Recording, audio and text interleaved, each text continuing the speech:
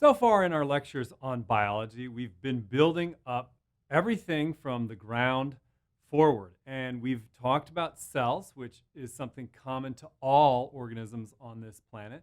But once we started talking about cells building up tissues and tissues building up organs, we really focused on the animal kingdom.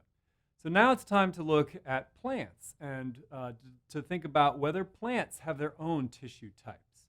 Well, indeed they do, and most people categorize the tissue types of plants into three types: the ground tissue type, the dermal tissue type, and the vascular tissue type.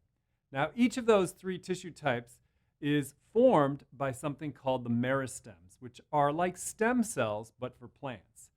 Ground tissue is the main type of tissue, and there are three subtypes of ground tissue, and those different types do different jobs. For example, photosynthesis is done by the ground tissue.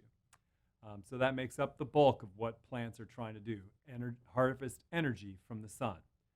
The dermal tissue type prevents water loss. So you can imagine that the dermal tissue type, like dermal, epidermis, is on the outside of the leaves and other parts of plants. That prevents water from seeping out. Unfortunately, the waxiness of the dermal layer would not allow gas to flow in or out either. So there are these little holes between cells called stomata that allows the CO2 to enter and oxygen to escape. The final tissue type is the vascular tissue type, and that's the tissue that's responsible for making up the little vessels that transport water and other nutrients up the trunks and up the stems of trees, and also a different type that transports things back down, sugar into the roots, for example. Now, an activity for you as we're thinking about plants is to think about, why isn't there a plant monster or a tree monster out there, something that moves around and only gets its energy from the sun? So think about, what is it that keeps these plants from just walking around like the rest of the animal kingdom? If you've thought about it a little bit, you realize that the sunlight that the plants harvest, as we talked about, their photosynthesis process is only very partially able to take the energy out of the sun. And so in order for them to get enough energy to do what they do, they just have to stay put, so they're not burning up a lot of energy. So that's one of the reasons why you don't see tree monsters walking around the street. Now, a story that relates to plants that I learned about recently is the story of a man named Cleve Baxter, who was the founder of the FBI lie detector unit.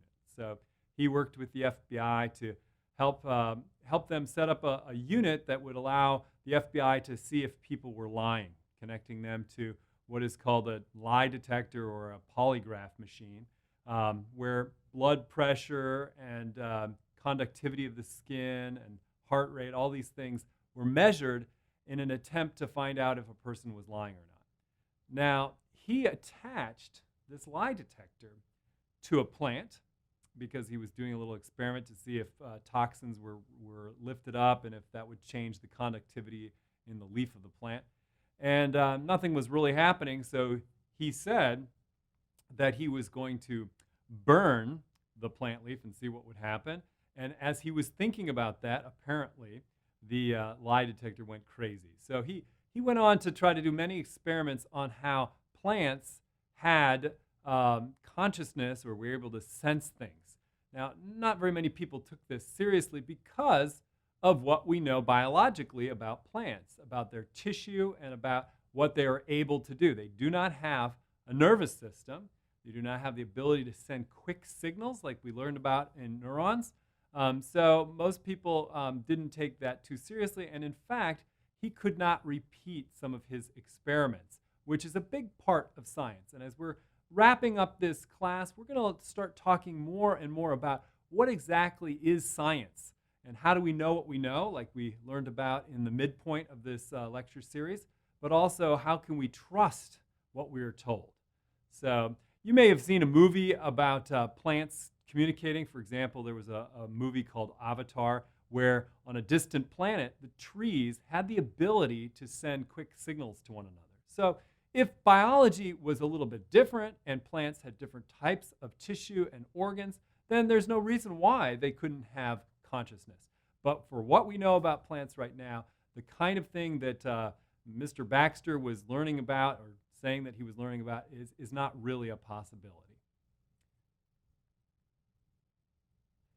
Now, if you're going a little bit deeper, you may want to read about how plant leaves are arranged to create tissues. It shows microscopic images of a lot of different plant cells and their tissues and describes the differences between those different types of tissues.